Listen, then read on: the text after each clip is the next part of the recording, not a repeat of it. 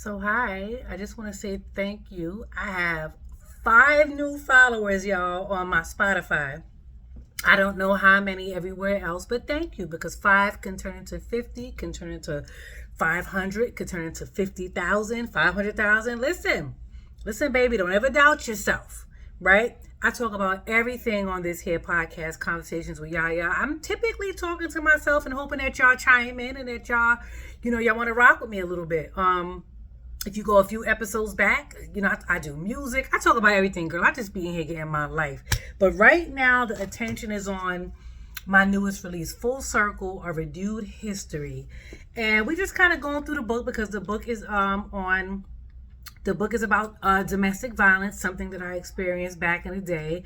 And as I like to always preface the conversation with, it's not that I won't let it go, it's that the situation won't let go of me. And with that being said, I believe I have a purpose to teach, to talk, to encourage, to build, to uplift, to do something to help someone in a way that I wish that I was helping, in a way that women deserve.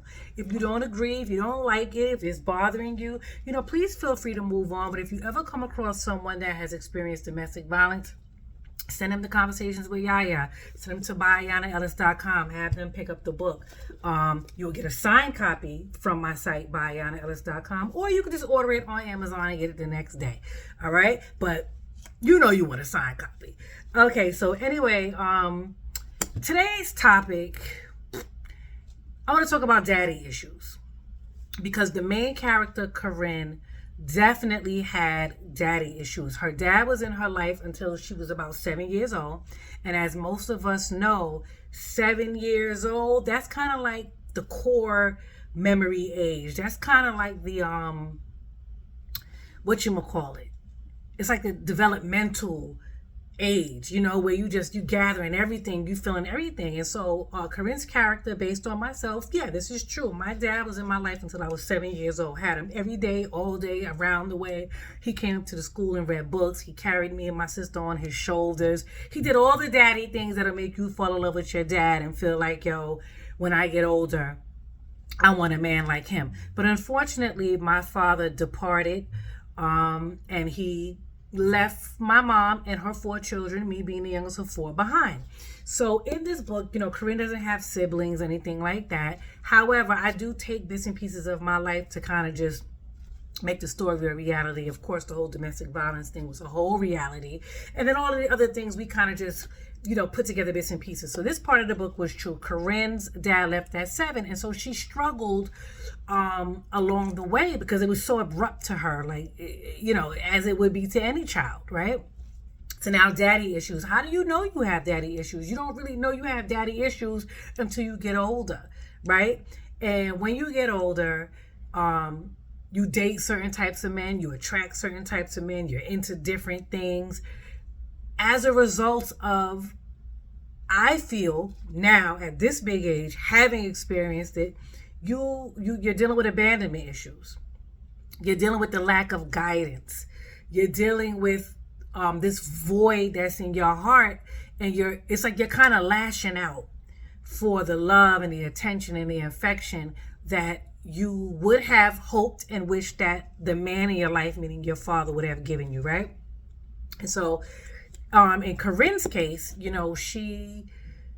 things kind of started to fall apart when her dad left, and her mom had to move, to the projects and all that type of stuff. And when you move to the projects, it could go either way. Listen, I grew up in the projects. It's nothing that I'm ashamed of or proud of. It was what it was, and I made the best of it. My mother made the best of it. My family made the best of it, and I've met some of the most amazing people that are still in my life till this day.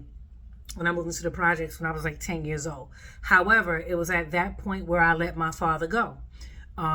He kind of disappeared when I was 7, and I would get the phone calls and this and that, not really knowing where he was, what was going on, was he coming back? I didn't know his story.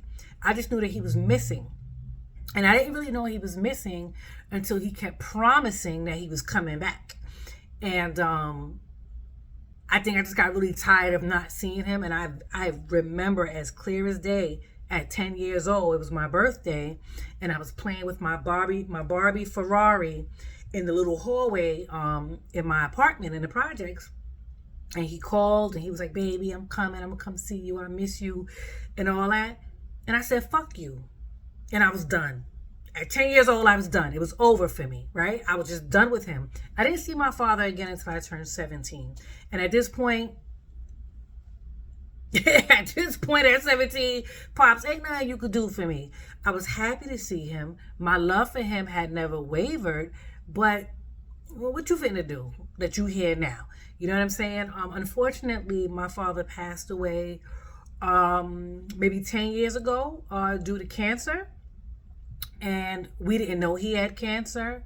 And we just found out he had cancer on Wednesday. He died on Friday. You know, so I'm going to admit, I got daddy issues. So I need you to admit with me that you got daddy issues too. Like, come on, it's okay. We in this together, right? So Carin has daddy issues. And I guess what I want to talk about in this book, so when Carin moves to the projects, much like myself, and she starts getting into trouble, much like myself. I didn't really get into a lot of trouble, but mentally and emotionally I did. It really just was like a downhill spiral for me. Again, everything is in hindsight for me, right? So I guess the question is, you know, much like Carin, she goes down this wrong path and she's getting into the wrong things. But in her story, yes, her dad comes back, like my dad came back at a certain age.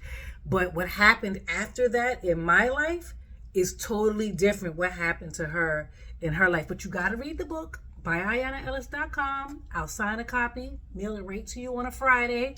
If not, you can just go on Amazon and get the book. This is a very, very good book. I promise you. It's a very, very good book, especially for someone that has experienced domestic violence. A cautionary tale so you can see the signs to avoid getting into an abusive relationship, for your friends and your family to read up and understand what you were going through at the time, what you are going through at the time, and how they could try to figure out a way to support you and not abandon you and isolate you and talk about you, because that's just going to make things worse, family and friends. It's just going to make things worse. I know it's a hard thing to see your loved one really just going through this type of thing, but I promise you they don't want to. I promise you they're not dumb. I promise you their self-esteem isn't low. I promise you it is so much deeper than that, which brings us to today's topic of daddy issues and how you were raised, how it affects your decision making when you are old enough to date. Do you agree? Do you think that how you were raised kind of determines your partner, who you choose, the type of things that you go for, your standards and all that kind of stuff? I can admit, for me, I didn't know till after the fact. Absolutely. Listen, I'm going to be 1,000% transparent. My father was a hustler. My father was a straight up shotter. You know what I'm saying? And a lot of my life, I dealt with men that were in the street. I dealt with gangsters. I dealt with drug dealers. I dealt with thugs. I dealt with all the things because that's what I knew. That's what I saw, you know. Deep in my heart, I always knew, oh, girl, like, all you really want is stability. Like, all you really want is love. And you're getting these little temporary fixes from these guys that are in and out of town and going to prison and breaking your heart because they keep leaving you to go to jail or to go wherever, like your dad. Or they're in and out. They can't really get caught up and they can't really get tied down because, you know, the money come first. So yeah, I would get the gifts and the things, but I wasn't getting the love. I wasn't getting the attention. I wasn't getting what I deserved, right? And so it just took time. It took time for me to get sick of myself. It took time for me to just go. It took time for me to, you know, go through so many trials and tribulations and horror stories and things for me to finally say, all right, girl, ain't nobody coming to save you. Start there. That's number one. Nobody's coming to save you. And, you know, you deserve better. What, like, I would tell myself, Ayana, what do you envision your life to be. And it's not all bad about my dad, because I would always say I want the type of love that I saw my parents have, however short, however brief. In my young mind that I romanticized, I want what I saw them have. And what I saw was my parents dancing together. What I saw was my parents singing together. What I saw was my father going all out for my mother, anything for her. Like, he would do anything for her, you know what I mean? Except stay and create a home for his children. Unfortunately, the streets that took my father to the West Coast, and that was the end of that. We lost him, you know what I'm saying? He was out there hustling, doing all the things, right? And I'm very thankful that at his old age and at my older age, when I was in my 30s, we got a chance to talk. We got a chance to reconcile, because I was very, very mad at my dad. And I honestly think that when I was able to forgive him, my outlook on love changed. My outlook on life changed. It took me some time to forgive him, because he did a lot of disappearing acts throughout my whole life. He did a lot of in and out. There was a time when we all thought that he was dead. And then he just reappeared. Somebody saw him someplace. Like, that's a whole other conversation. But what I'm trying to tell you is, I ain't no stranger to goddamn daddy issues, okay? And neither is Carin. So I think that it's important, young women, you know what, and men too, because guess what? A lot of times men don't know how to treat a woman because they've never seen their father treat their mother right. They never saw a man treat their mother right. They never saw nothing, period. So this is kind of like, who do you learn from? Who do I learn from? Well, I learned from the streets. I learned from the poor examples that I had around me growing up. I never really saw a relationship and was like, I want that. I was just like, oh my God, like, it is so real out in these streets. Like, what do we do? Like, where's the love? Like, where are the people that got this shit right? And so it took a really, really long time. And then I realized, you know what? There's no such thing as couple goals. You got to create your own reality. You got to create your own thing. You got to manifest your own type of relationship, your own type of marriage. And that I did. It took me long enough. But you know what? Better late than never. So the question is, do you think that how you were raised and your upbringing and your parents, do they determine the choices you make? So I'm going to answer this for you. I feel like, yes, if you look at the man you're with, he is a direct reflection of what your father did and didn't do. He's a direct reflection of what your mother did and did not accept. Tell me I'm lying. Tell me I'm lying. If you with an ain't shit nigga now, there's no way on God's earth that your father is a prominent, positive figure in your life. There's no way, because why on God's earth would you be with somebody that's not like your dad? If your dad is this great fucking guy, that is the model that you look to choose your man. My father do everything for me. My father take care of me. My father good to my mother. My father's kind. My father's this. My father's successful. My father, all the things. What will make you do the opposite? I feel like if you're doing the opposite, that ain't got nothing to do with your dad. That's you maybe trying to rebel. I don't know. For the fellas, if you have a man in your life, and mind you, it could be your biological stepdad, don't matter, just an example, a steady, consistent example of what a man is, how he's supposed to treat a woman. Fellas, if you've never seen that, how do you know how to treat your woman? A woman, any woman. If you don't have no example at all to look after, you're going to imagine in your head what you're supposed to do. You're also going to be, I feel, again, because y'all like to tussle, and I ain't got no PhD or nothing. These are my beliefs. I am not a relationship expert. I am an Ayana expert. So I'm just talking how I feel. And if you agree, you agree. If you don't, you don't. Right?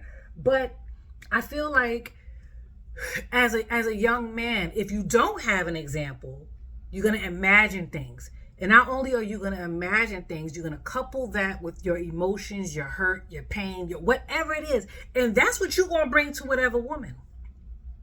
That's what I believe. And so I feel like in this instance with domestic violence, with this book, I'll speak for myself personally.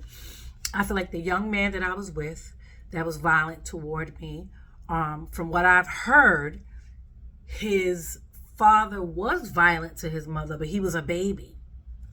So I don't really know how that worked. If we got any psychologists, psychiatrists, therapists, whoever up in here watching, can a child remember? And can a child be affected by something they saw when they were 1 or 2 year old? I don't know, but that's what I heard, that he saw that. And that's all I got to go on. He didn't have a man in his life. There was no father in his life when I came around. He grew up with a bunch of women. Yeah, and most of the women that he grew up around, they were in abusive relationships. So I just think the whole thing, the whole relationship, the whole family, everything was just toxic, with a couple of good ones sprinkled around here and there. But for the most part, his upbringing was a result of, the way he treated me was a result of his upbringing. So again, I was young, so I wasn't thinking that deep into it. I was just taking it so personal. Still do, but definitely I understand now that your environment, what you were taught, what you believe, what you see, what you absorb, all of that plays a role in how you treat your mate and how you approach relationships, how you deal with conflict, and all of those types of things. So in full circle, a renewed history. We're just kind of going through the beginning. Carin is a young girl trying to find her way, and she comes across Monty, which is unfortunately the man that changes her life forever, because he treats her diabolically, disrespectfully, if you will. But you know what? I'm here today, and that should let you know that if you're going through it, you will get through it. You will be okay. You're gonna make it. It's a fight. It's a journey, but you just gotta want it. You tough, right? You tough, right? You're gonna make it through. It's gonna be okay. Carin made it through. I made it through. You're gonna make it through. Your sister, your cousin, your aunt, all of the women out there that are experiencing domestic violence. Trust and know that there will come a day that strength is gonna come out of nowhere. Just like it did for me, and you're going to wake up one day and it's going to be all over. And you ain't going to wake up in the pearly gates or in the fiery pits, okay? You're going to wake up alive, you're going to wake up great, and you're going to wake up with a new purpose and a new journey and a new life, all right? So, yeah, we're going through this. Daddy issues. I feel like if you have daddy issues, you definitely need to just take a step back and just kind of think about it, because at the end of the day, your father is your father. He did what he did. Your mom is your mom. She did what she did. That's their life. And yeah, I do allow a grace period. I feel like, yeah, go through your daddy and your mommy issues. Go through them issues, because you know what? Your parents plant the seed. So yeah, at some point they are responsible. But then it gets to a point in time where your parents, they're not going to admit that they're at fault. They're not going to remember they're at fault. Or unfortunately, they may be deceased and might not even be around to apologize and be willing to have a conversation with you. Like, so it gets to a point in your life as a grown woman or man where you have to just take control of your life and say, all right, what happened, happened. I was raised how I was raised. I learned what I learned, but this shit ain't working for me. It ain't working for me. I got to cut the shit. And I got to get my life together, because what I went through in the past because of my parents ain't doing me no favors right now. They ain't doing me no damn favors. Nobody's feeling sorry for me. Nobody's coming to save me. I got to handle my fucking business. And how do you handle your business? You start changing. You start changing your mind. You cannot create peace with the same mind that you created chaos with. You feel what I'm saying? So you got to get to a point where you're sick of yourself and you're just like, enough is enough. And then what's going to happen? I'm going to tell you what's going to happen. It's going to get lonely. It's going to get quiet, because you are just throwing out the trash, right? You ain't got no spot fillers. You ain't got a bunch of bullshit around you. None of that. So now it gets real. You have nothing. You have no crutches. You have nothing to fall back on. You have to be strong enough to stand in that, to sleep in that, to live through that, to walk through that every single day, no matter how tempted you are to go back to your comfort zone. You got to get to that other side. And when I tell you it's so worth it, when I tell you it is so worth it, when you get to that other side and you set your boundaries and you want to change and you want to accept better and you want to do better and you want to attract better, it's right on the other side. You got to just keep going. Yeah, it's going to get dark. It's going to get lonely. People going to fuck with you. It's going to be all the distractions. You got to be strong enough and you got to believe in yourself enough to know, I got to get to that other side, because the other side is where it's at. It's beautiful on the other side. It is. And then when you get to the other side, that's when the real work begins. Now you got to put in the work. Now you got to put in the work with what you learned. And, you got to apply it to your everyday life and your relationships and on and on and on. But anyway, I promised myself I would not go past 20 minutes of talking to myself. Because that's essentially what I'm doing, is talking to myself. Hoping there's somebody out there that will listen, that will learn, that will appreciate, that will share it if they will. I want to thank my new 3 followers that I have. Like I said, 3, 5, whatever will turn into 50, 500, 5,000, 500,000, all the things, all right? I'm here to just tell y'all what I know and to have a good time while doing it. Pick up Full Circle at BaYanaEllis.com for a signed copy, or go on Amazon and order your copy and you'll get it tomorrow. All right? Until next time, have the day you deserve.